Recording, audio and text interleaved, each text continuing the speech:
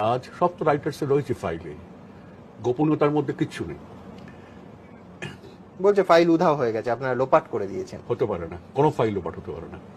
ওখানে সব ফাইল আছে, সব কিছু আছে, প্রকাশ্যে আছে, এবং ওখানে একটি দায়বদ্ধ সরকারের যা করা উচিত ছিল তাই করেছে। যে কোনো সরকার করতে তা বাধ্য। আইনের শাসন একদম ভেঙে পড়েছিল। ধরুন, যেটা খবর আসছিল যে মাওবাদীরা তৃণমূল একসঙ্গে করে অস্ত্র জড়ো করছে, প্রশিক্ষণ হচ্ছে, রাস্তা কাটা, গাছ কাটা, অফিস বন্ধ, এই অবস্থা চলতে পারে? The steel minister's convoy was returning from opening a steel factory in Shalbani when a blast hit this jeep. It was the last one in the convoy. The Bengal chief minister had passed by just 15 minutes earlier. The blast through an improvised bomb appears to have been triggered manually. 2 wires were found which led from the site of the bomb to a spot 2.5 kilometers away. Police say it could have been a Maoist attack and the target was the chief minister. গুলিটা না চললেই ভালো হতো। মাঠে ময়দানে সবটা নিয়ন্ত্রণ থাকে না রাইটার্সে, যারা আজকে আমরা ছিলাম তখন।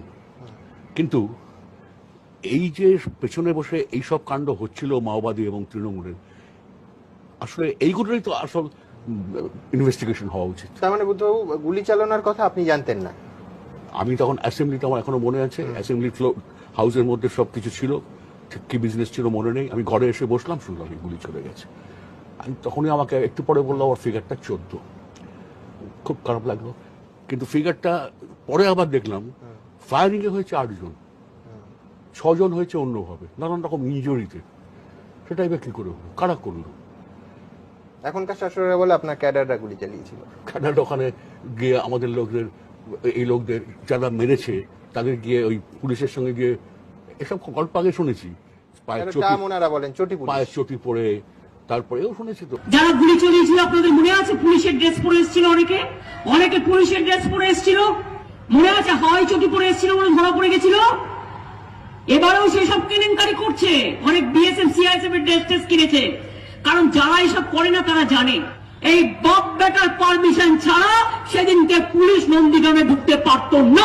আমি বলছি, নন্দীগ্রাম আন্দোলন তো হয়েছে, তাহলে টাকাটা কোথা থেকে এসেছে? আপনি যে টাকাটা, ওই তো শিশির অধিকারী টাকাটা দিয়েছেন, তিনি তো দুটো পেট্রোল পাম্প বিক্রি করে দিয়েছেন। একটা মানুষ ফান্ডিং না করলে তো আপনি অত অস্ত্র, অত জিনিসপত্র পাবেন কি করে? মানুষ কত খাওয়াবেন কি করে? শুভেন্দু অধিকারী না থাকলে আর শিশির অধিকারী না থাকলে নন্দীগ্রাম মমতাদি জয়যুক্ত হতে পারতেন না। এই যে পেছনে বসে এইসব কাণ্ড হচ্ছিল মাওবাদী এবং তৃণমূলের, আসলে এইগুলোই তো আসল